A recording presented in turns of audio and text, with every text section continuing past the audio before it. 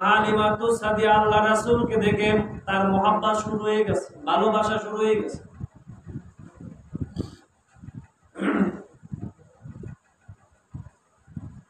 মা হালিমাতুস সাদিয়া আল্লাহর নবীকে যখন আস্তে আস্তে বাড়ির দিকে রওনা করলেন, মা হালিমাতুস সাদিয়া সাক্ষী দেয়, আমি যেই ঘোড়া নিয়ে আসছি, আমি এবং আমার স্বামী একেবারে ল্যাংড়া, পায়ে তেমন কোনো শক্তি নাই, কিন্তু এই মুহাম্মদকে যখন আমি দত্তক নিলাম, যখন আমি এই ঘোড়ার পিঠে যখন শিশু সন্তান মুহাম্মদকে যখন উঠাইলাম, দেখলাম আমার ঘোড়া আগের চেয়ে শক্তিশালী হয়ে যাইতেছে। সুবহানাল্লাহ, ঘোড়া শক্তিশালী হয়ে যাইতেছে। আমি সবার শেষে রওনা করছি, কিন্তু যাদের বাড়ি দূরে, তায়েফ থেকে, মদিনা থেকে, বিভিন্ন জায়গা থেকে এসেছে, আমার ঘোড়া সবাই ঘোড়া অতিক্রম করে আমার ঘোড়া বাড়ি সবার আগে পৌঁছে দিয়েছে।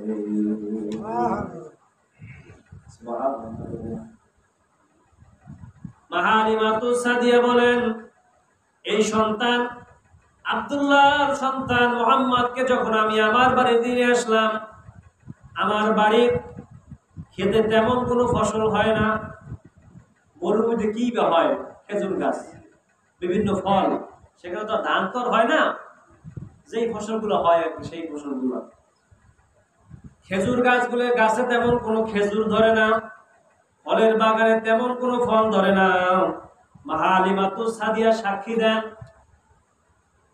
শিশু মুহাম্মদকে যখন, নবী তো হয় নাই, শিশু মুহাম্মদকে যখন আমার বাড়িতে নিয়ে আসলাম, দেখলাম আমার অবস্থা আগের চেয়ে পরিবর্তন হওয়া শুরু করছে। সুবহানাল্লাহ, আমার গাছেগুলো আস্তে আস্তে কেমন জানি সবুজ রং ধরছে, আস্তে আস্তে গাছে মরা খেজুর গাছগুলো আস্তে আস্তে কেমন জানি জীবিত হওয়া শুরু হয়েছে। আমি যেই গাছ লাগাই সেই গাছই এখন ফল হয়, আমি যেই কাজ করি সেই জায়গায় বরকত হয়। আমি বকরি চালানো শুরু করলাম, দেখলাম বকরি খালি বাড়তেছে, বাচ্চা দিতেছে, এর আগে দেয়নি। বাচ্চাগুলো, বকরিগুলো শুধু বাচ্চা দেয়। মা হালিমাতুস সাদিয়া বলেন, শিশু মুহাম্মদ যখন আমার বাড়িতে আসছে, আমার বাড়ির সামনে একটা কূপ আছে, আমার এই সন্তান মুহাম্মদকে নিয়ে আমি যখন সামনে যাই, মা হালিমাতুস সাদিয়া সাক্ষী দেন, মা হালিমাতুস সাদিয়া বলেন, এই সন্তান মুহাম্মদকে নিয়ে যখন আমি পানি আনার জন্য যাই, পানি আনতে আমার বালতি নিচে দেওয়া লাগে না, রশি দিয়ে বাঁধা লাগে না।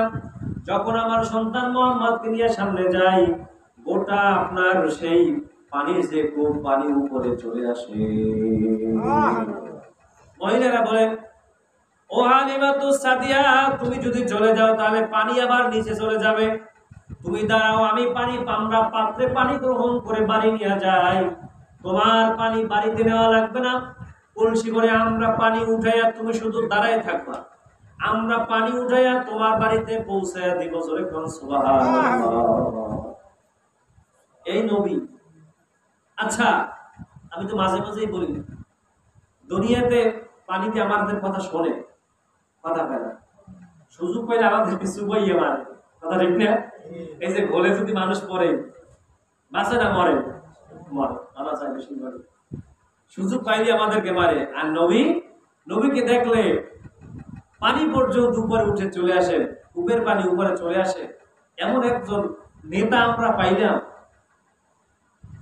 আল্লাহ পাক রব্বুল আলামিন সূরা ইয়াসিনের ভিতরে বলছেন, বিসমিল্লাহির রহমানির রহিম, ইয়াসিন ওয়াল কুরআনিল হাকীম, ইন্নাকা লামিনাল মুরসালিন আলা সিরাতিন মুস্তাকিম।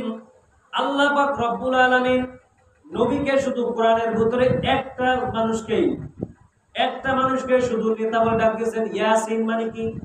ইয়াসিনের অনেকগুলো ব্যাখ্যা হয়, তাফসীর হয়। সিন মানে সাইয়্যিদ, সিন মানে সাইয়্যিদুল কাউনাইন, সিন মানে সাইয়্যিদুল বাশার। আর সাইয়্যিদ শব্দের অর্থ হলো নেতা। সাইয়্যিদ শব্দের অর্থ কি?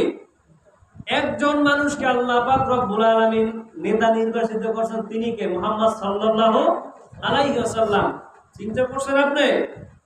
একজন মানুষকে আল্লাহ পাক রব্বুল আলামিন নেতা বলে সম্বোধন করেছেন। কোন নবীকে নেতা বলে সম্বোধন করছে? কথা কয় না। ইব্রাহিমকে বলছেন খলিলুল্লাহ, আমার বন্ধু। ঈসা কাছে রুহুল্লাহ, আমার রূহ। আমার আত্মা।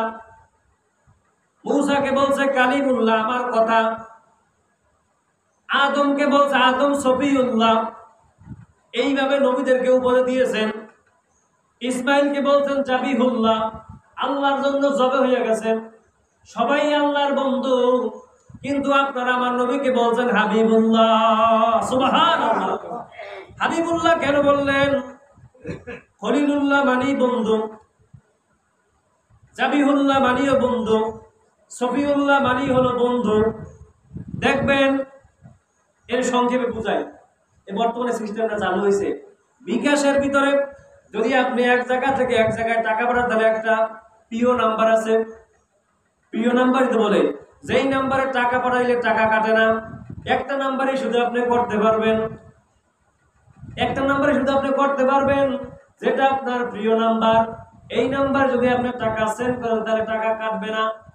কিন্তু আদম সফিউল্লাহ আল্লাহর বন্ধু, খলিলুল্লাহ ইব্রাহিম আল্লাহর বন্ধু। তিনি 30টা পরীক্ষা দিয়েছিলেন। ইব্রাহিম খলিলুল্লাহ, ঈসা রুহুল্লাহ, মূসা কালিমুল্লাহ। তারা প্রত্যেকেই পরীক্ষা দিয়েছেন, তারা প্রত্যেকেই বন্ধু। কিন্তু হাবিবুল্লাহ তিনি হলেন আমার বন্ধু। সুবহানাল্লাহ। এই উদাহরণটা বুঝতে পারছেন? বিকাশে যদি একটা প্রিয় নাম্বার যদি টাকা না কাটে তাহলে তো বুঝতে সুবিধা। নবী আছেন হাজার হাজার লক্ষ লক্ষ, কিন্তু প্রিয় নবী হলো একজন, প্রিয় বন্ধু হলো একজন। কথা কয় না? আচ্ছা, আপনার ফেসবুকের ভিতরে হাজার হাজার ফ্রেন্ড আছে, সবাই আপনাকে বেশি ভালোবাসে না, কিন্তু আপনার একজন থাকে মহব্বতের মানুষ, যার সাথে আপনার কথা বেশি হয়, সেই তো আপনার প্রিয় মানুষ। আল্লাহর নবীর সাথে আল্লাহ তাআলার কথা বেশি হয় না, কথা হয়েছে কম। কিন্তু নবীর কাছে যতবার জিবরাইল এসেছে, অন্য নবীর কাছে কিন্তু অত আসে নাই। আসছে? অত নবীর কাছে কিন্তু আল্লাহ নবীর কাছে যত আসছে অত কোন নবীর কাছে আসে নাই। এটা কি আপনি আপনি মহব্বতের কারণে, ভালোবাসার কারণে। আল্লাহু আকবার। আল্লাহ নবীর যখন জন্মগ্রহণ করছেন, জন্মগ্রহণ করে সব জায়গায় রহমত। মা হালিমাতুস সাদিয়া আস্তে আস্তে আস্তে আস্তে কেমন ধনির দিকে যাইতেছে। 3 বছর 4 বছর 3 বছর হয়ে গেল, যখন 5-6 বছর হয়ে গেল, মা আমেনা মাঝে মাঝে তাকে দেখতে আসেন তায়েফে, মাঝে মাঝে তায়েফে দেখতে আসেন। আল্লাহু আকবার। 6 বছর বয়সে মা হালিমাতুস সাদিয়ার কাছ থেকে মা হালিমা, মা আমেনা আল্লাহ নবীকে যখন তার মা নিয়ে যাওয়ার জন্য এসেছে, অতিমধ্যে গেছে, হঠাৎ করে মা বলতেছে আমার বুকে ব্যথা উঠছে, হঠাৎ আমার বুকে ব্যথা উঠছে। বলতেছে বাবা মুহাম্মদ, আমি মনে হয় আর বেশি দিন বাঁচবো না, আমার সময় মনে হয় ঘনিয়ে এসেছে। বাবা তুমি একটু জলদি মায়ের কাছে আসো। মা প্রতিমধ্যেই মারা গেছেন, বাবা মারা গেছেন। মক্কা এবং মদিনার মধ্যবর্তী স্থানে আবওয়া নামক স্থানে তাকে দাফন করা হয়েছে। মাও মারা গেছেন, বাবাও মারা গেছেন জন্মের আগে। এখন মা নাই, বাবাও নাই। এই জন্য আল্লাহ পাক রব্বুল আলামিন সূরা দোহার ভিতরে বলছেন ফাআম্মাল ইয়াতীমা ফালা তাকওয়ার। হে নবী, আপনাকে আমি এতিম হিসেবে কি পাই নাই? ওয়া আম্মা সাইলা ফালা তানহার। আপনি কোন সময় এতিমদেরকে ধমক দেবেন না, যারা ক্ষুধার্ত আছে, যারা গরিব আছে তাদেরকে ধমক দেবেন না। কি সুন্দর কথা আল্লাহ। হে নবী, আপনাকে আমি কি গরিব হিসেবে পাই নাই, এতিম হিসেবে কি আমি পাই নাই? আপনাকে আমি ক্ষুধার্ত হিসেবে পাই নাই। আপনার মুখে খানা তুলে দেওয়ার মতো কেউ ছিল না, আপনার পরনে বস্ত্র পরাইয়া দেওয়ার মতো কোনো লোক ছিল না। নবী, আপনার পরনে আমি কাপড়টাই দেই নাই।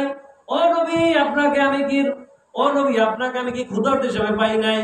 এই জন্য আল্লাহ নবী হাদিসের মধ্যে বলছেন, কোন মানুষ যদি এতিমের মাথায়, এতিম সন্তানের মাথায় হাত বুলায়, আল্লাহ নবী বলছেন তার হাতে যতগুলা পশম, আপনার হাতে যতগুলা চুল লাগবে, আল্লাহ নবী বলছেন তার ততগুলা গুনাহ মাফ হয়ে যাবে।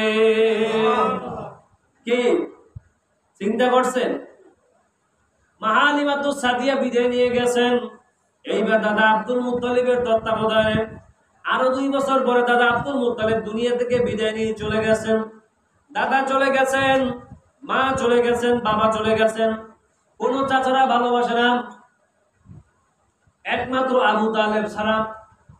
আল্লাহর নবী তত্ত্বাবধান আসছেন চাচা আবু তালেবের তত্ত্বাবধানে। এখন চাচাই দেখাশোনা করে, নবীর ভালো মন্দ খোঁজ খবর নেয়। এই জন্য হাদিসের মধ্যে আছে ক্বালান নবী সাল্লাল্লাহু আলাইহি ওয়াসাল্লাম আম্মা রাজুলু সিনু আবিহি। নবী বলছেন চাচা হইল বাবার মতন। কার মতন? কারণ বাবার দেখলে চাচা মনে পড়ে। নবী এমনি এমনি বলে নাই আম্মা রাজুলু সিনু আবিহি, চাচা বাপের মতন। কারণ চাচাকে দেখলে বাবার কথা মনে পড়ে।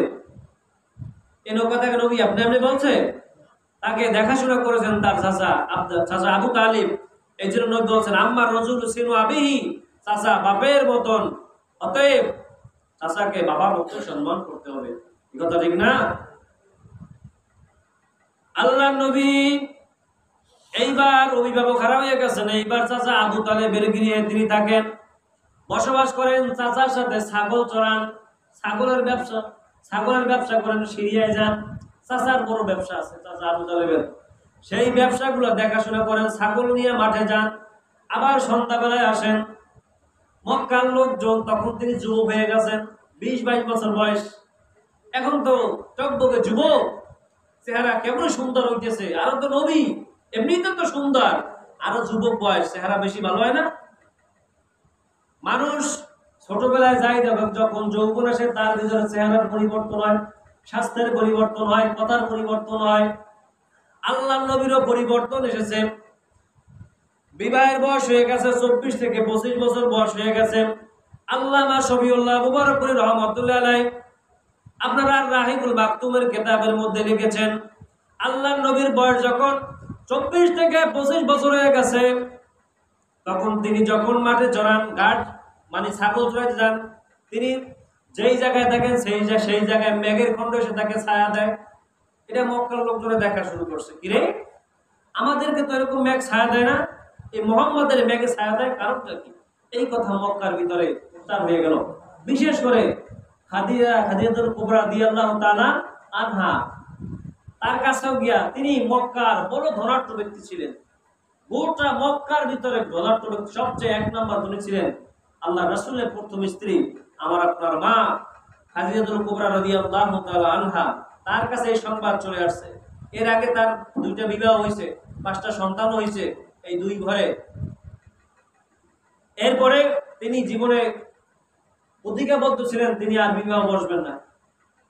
যখন আল্লাহ নবীর এইসব দৃশ্য দেখেছেন, তার চাচাতো ভাই ছিল ওরাকা ইবনে নওফাল, তিনি মদিনা তাওরাতের বড় পণ্ডিত ছিলেন, তাওরাতের বড় আলেম ছিলেন। তার চাচাতো ভাই ওরাকা ইবনে নওফাল এই কথা ওরাকা ইবনে নওফাল নিয়ে গিয়ে বলছে যে, ভাই এইরকম আমাদের দেশে একজন যুবক আছে, মেঘের খণ্ড তাকে ছায়া দেয়, মানুষ জিনিসটাকে আমানত, বাবার কাছে ছেলে রাখে না, ছেলের কাছে স্ত্রী রাখে না, ছেলের কাছে মা রাখে না, মায়ের কাছে সন্তানের কোনো জিনিস রাখে না, সব গিয়ে মুহাম্মদ সাল্লাল্লাহু আলাইহি ওয়াসাল্লামের কাছে। মুহাম্মদ তখন তো নবী হয় নাই, আব্দুল্লাহর ছেলে মুহাম্মদ ইবনে আব্দুল্লাহ, তার কাছে গিয়ে এই জিনিসগুলো জমা রাখে। সবাই বিশ্বাস আমার দিতে 1 নম্বর। আর আমাদের কাছে আমানত রাখলে গায়েব হয়ে যায়। জিবরাইল নিয়ে গেছে রাতের বেলায়, কিছু খাওয়াও, এরপরে দেই। আমরা উম্মত, নবীর বৈশিষ্ট্য কি আর উম্মতের বৈশিষ্ট্য কি? চুরি যত প্রকার আছে, আল্লাহ কয়েক বছর আগে শুনছিলাম কোন জায়গায় জানি, যে মেম্বার বিদায় হয়ে যাইবে, তখন ভাব যে বসে তিনি আর মেম্বার হইতে পারবে না। লাস্টে করছে কি, হ্যাঁ বন্য একটা বিধবা ভাতার কাট করে রেখে গেছে, মেম্বার জীবিত আছে। এই আমাদের অবস্থা। আল্লাহ নবীর কাছে সবাই আমানতদার। ওরা কেমনে নওফাল বললেন, তাওরাত কিতাবে আমি পেয়েছি, শেষ জামানায় যে নবী আসবে তার নাম হবে, তার বাবার নাম হবে আব্দুল্লাহ, মায়ের নাম হবে আমিনা, মক্কার কুরাইশ বংশে জন্মগ্রহণ করবে। তার বাবা মারা যাবে, মা মারা যাবে, কেউ তাকে আশ্রয় দেবে না, কেউ তাকে ভালোবাসবে না, সবাই তাকে ধিক্কার দেবে। আচ্ছা, যার বাবা মা না থাকে ধিক্কার দেয় না সবাই? এটা বাস্তব। সবাই তাকে ধিক্কার দেয়, কিন্তু আম্মা জান খাদিজাতুল কুবরা রাদিয়াল্লাহু তাআলা তিনি চিনছেন এই স্বর্ণ, এই দামি জিনিস আর হাতছাড়া করা যায় না। তার দাসীকে দিয়া ওখান থেকে চলে আসছেন, তার দাসীকে দিয়া বিবাহের প্রস্তাব পাঠাইছেন। আল্লাহ নবীর কাছে যখন প্রস্তাব দিচ্ছেন, আল্লাহ নবী বলতেছেন, চাচা আমাকে তো বিবাহের প্রস্তাব দিচ্ছেন। তখন তিনি খোঁজ খবর নিয়ে আম্মা জান খাদিজাতুল কুবরার বয়স তখন 40 বছর, নবীর বয়স 25 বছর। আচ্ছা, আমরা বলি যে আমরা সামাজিক বিজ্ঞানে পড়ছিলাম যে পৃথিবীতে সর্বপ্রথম কে বিবাহ প্রথা আইন বাতিল করেন? উত্তর আসছে আপনার ঈশ্বরচন্দ্র বিদ্যাসাগর। ঈশ্বরচন্দ্র, ভালো করে বুঝেন, কে বিধবা আইন প্রথা বাতিল করেন? উত্তর আসছে ঈশ্বরচন্দ্র বিদ্যাসাগর। কিন্তু অথচ ঈশ্বরচন্দ্র বিদ্যাসাগর আজ থেকে 200 বছর আগে আসছে, 250 বছর আগে, এর বেশি না, এর বেশি না, 250 বছর আগে। কিন্তু আল্লাহ নবী আজ থেকে প্রায় 1440 বছর আগে জন্মগ্রহণ করেছেন। একটা যুবক বয়সের সন্তান, তার তো বিবাহ, তার তো মন আছে যে একটা অবিবাহিত মেয়েকে বিবাহ করা, তার তো মন আছে, কথা কয় না, তার মন নাই না? তিনি ফেরেশতা, তিনি তো মানুষ, তাকেও তো আল্লাহ পাক রক্ত মাংস দিয়ে এরকম তৈরি করছেন, তার ভিতরে তো মন আছে, তার ভিতরে তো চাহিদা আছে। কিন্তু আল্লাহ নবী সেই দিকে তাকায় নাই। ওই একজন 40 বছরের বয়সী মহিলারা, কিন্তু খাদিজা থেকে দেখে তাকে 40 বছর মনে হয় না, যুবক মনে, যুবতী মনে হইতো। সন্তান আছে, কিন্তু তারপরেও অনেক মহিলা আছে, অনেক পুরুষ দেখবেন বয়স 70 হয়েছে, কিন্তু তারপরে বোঝা যায় না, বোঝা যায় 50 বছর, মানে 40 বছরের যুবক। এই কথা ঠিক না? এরকম অনেক আছে। আল্লাহ নবী সর্বপ্রথম এই বিধবা মহিলাকে বিবাহ করেন। তাইলে এই ইতিহাসটা গেল কই? এটা যে বইতে যে লেখছে, এটা মিথ্যে কথা না? পৃথিবীতে যদি সর্বপ্রথম কেউ বিবাহ আপনার বই আপনার কি বলে রে বিধবা প্রথা বাতিল করেন, তিনি হলেন মুহাম্মদ সাল্লাল্লাহু আলাইহি ওয়াসাল্লাম। এ কি লজ্জা লাগে নাকি আপনাদের? কোথায় আজকে মুসলমানদের ইতিহাস হারিয়ে যাচ্ছে? আমরা তাকে তাই জানতাম, তখন ইসলামের ইতিহাস যখন পড়ছি তখন দেখছি না, ওটা ভুল, ওটা ভুল, রং। আমার নবী সর্বপ্রথম এক বিধবা মহিলাকে বিবাহ করছেন, তার আগে কেউ করে নাই। আল্লাহু আকবার। আম্মা জান খাদিজা, তার বিবাহ হয়ে গেল আল্লাহ নবীর জন্য, ইসলামের জন্য। তার প্রথম স্ত্রী খাদিজাতুল কুবরা রাদিয়াল্লাহু তাআলা আনহা সমস্ত সম্পদ আল্লাহ নবীর পায়ে দিয়ে দিয়েছেন। লাস্টে এমন অবস্থা হয়েছে, ঘরের ভিতরে নুন আনতে পান্তা ঘুরে, এমন একটা কথা বলি, ঘরের ভিতরে কিছুই নাই। ইসলামের জন্য আল্লাহ নবী যখন, আল্লাহ নবীর প্রথম স্ত্রী যখন মারা গেছেন, আল্লাহ নবীর যতগুলো সন্তান আসছে দুনিয়াতে, একমাত্র ইব্রাহিম বাদে সমস্ত সন্তানগুলো এই খাদিজাতুল কুবরার গর্ভে জন্মগ্রহণ করছেন। সুবহানাল্লাহ। সমস্ত সন্তান জন্মগ্রহণ করছেন। নবীর 2টা ছেলে ছিল, ছোটবেলায় আল্লাহ নিয়ে গেছেন, আর মেয়েরা 4 জন ছিল, 4 জনে জীবিত ছিল। সমস্ত সন্তানগুলো একমাত্র একটা সন্তান বাদে আর সমস্ত সন্তান এই আম্মা জান খাদিজাতুল কুবরার গর্ভে জন্মগ্রহণ করছে। এই মহিলা কি ভাগ্যবতী মহিলা না?